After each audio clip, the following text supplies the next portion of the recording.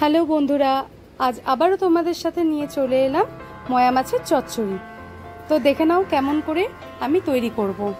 প্রথমে ময়া মাছ নিয়ে নিয়েছি কিছুটা, তারপরে একদিকে কেটে রেখেছি পেঁয়াজ, আলু, টমেটো, কাঁচা লঙ্কা ও ধনেপাতা। একদিকে আমি গুঁড়ো মশলাগুলো রেখে দিয়েছি, আরেকদিকে রেখেছি কিন্তু যেগুলো দিয়ে আমি মশলা তৈরি করব, আদা, জিরা, শুকনো লঙ্কা ও কাঁচা লঙ্কা। এবার মাছগুলোই তেল হলুদ দিয়ে একটু লবণটা দিয়ে মাখিয়ে নেব। তেল কিন্তু খুব সামান্য পরিমাণে দেবে, তেল দিয়ে মাখালে গায়ে কিন্তু তেল আর পড়বে না যখন আমরা মাছটা ভাজবো।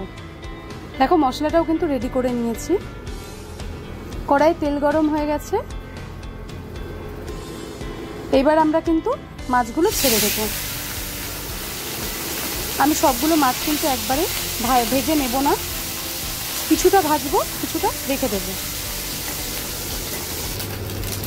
দেখো মাছগুলো কিন্তু ভাজা হয়ে গেছে, তুলে নেব এবার কড়াই থেকে মাছগুলো।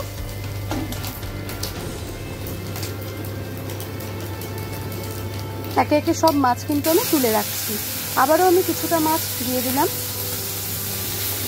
মাছগুলো ভেজে নেব ভালো করে। এই যে মাছ ভাজা কিন্তু রেডি হয়ে গেছে। এবারে কিন্তু আমরা তেলের মধ্যে দিয়ে দেব কিছুটা জিরা, কাঁচা লঙ্কা ফোড়নে দিয়েছি। এটাকে হালকা নেড়ে কিন্তু আমি এখন দিয়ে দেব কেটে রাখা আলু। আলুগুলো এবার ভালো করে ভেজে নেবে তোমরা, খুব একটা বেশি লাল করবে না,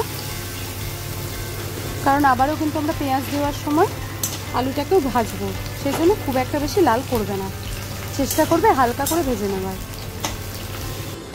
দেখো হালকা হালকা কিন্তু ভাজা হয়ে এসেছে। এবারে আমরা দিয়ে দেবো কেটে রাখা পেঁয়াজ। এবার পেঁয়াজ দিয়েও খুব একটা বেশি ভাজবো না, হালকা হালকা করেই ভাজবো। দেখো আমরা কিন্তু ভেজে নিচ্ছি। এই সময় চেষ্টা করবে গ্যাসের ফ্লেমটা একটু আস্তে করে দেওয়ার, খুব বেশি গ্যাস কিন্তু জোরে থাকলে ভাজাটা কিন্তু ভালো হবে না। দেখো ভাজাটা কিন্তু বেশ ভালোই হয়েছে, দেখেছো কেমন হালকা হালকা গোলাপি গোলাপি রং এসেছে পেঁয়াজের গায়ে। এই দেখো আবারও ভালো করে ভেজে নেব। এবারে দিয়ে দেব মশলা বাটা। তোমাদের আগেও দেখিয়েছি আমি মশলায় কি কি রয়েছে। এবার মশলার বাটিতে কিছুটা জল দিয়ে দেবো, খুব অল্প পরিমাণে জল দেবে। এবার মশলাটা দিয়ে কিন্তু আমরা ভালো করে কষিয়ে নেব। মশলাটা ভালো করে কষিয়ে নিতে হবে। এবার দিয়ে দেবো খানিকটা হলুদ, কিছুটা লবণ দেবে। এবারও ভালো করে কিন্তু আমরা ভেজে নেব, সুন্দর করে ভেজে নেবে। মশলাটাকে ভালো করে কষাতে দেবে। দেখো মশলাটা কিন্তু কষে এসেছে। এবারে দিয়ে দেবো খানিকটা টমেটো। আমি এখানে ছোট ছোট দুটো টমেটো দিয়েছি।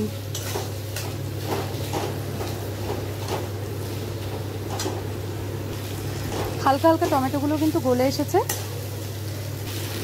দেখো ভালো করে কষিয়ে নিতে হবে কিন্তু নাড়াচাড়া করে। তোমরা ঢেকে ঢেকেও কষাতে চাও তাহলে কষাতে পারো, কোনো অসুবিধে নেই।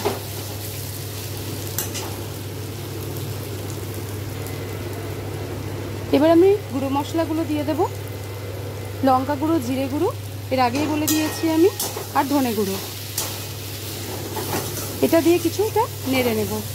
মশলাগুলো দেওয়ার পরে কিছুটা নেড়ে নেব আমরা।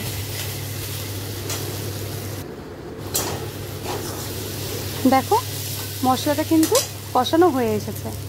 এবারে কিন্তু আমি জল দিয়ে দেবো, খুব একটা বেশি জল দেবে না। এবার ভেজে রাখা মাছগুলো দিয়ে দেব। মাছগুলো দিয়ে কিন্তু হালকা হালকা করে নাড়বে।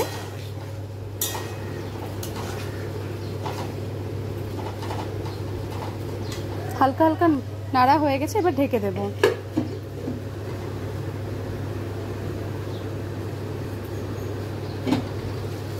দেখো রংটা কিন্তু খুব ভালো এসেছে। এবারে আমরা হালকা করে নেড়ে নেব। প্রায় হয়ে এসেছে কিন্তু।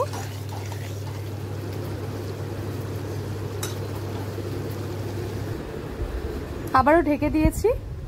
এবার ঢাকনাটা তুলে আমি কিন্তু কিছুটা ধনেপাতা কুচি করে রেখেছিলাম সেটা দিয়ে দেব। আবারও হালকা হালকা করে নেড়ে নেব।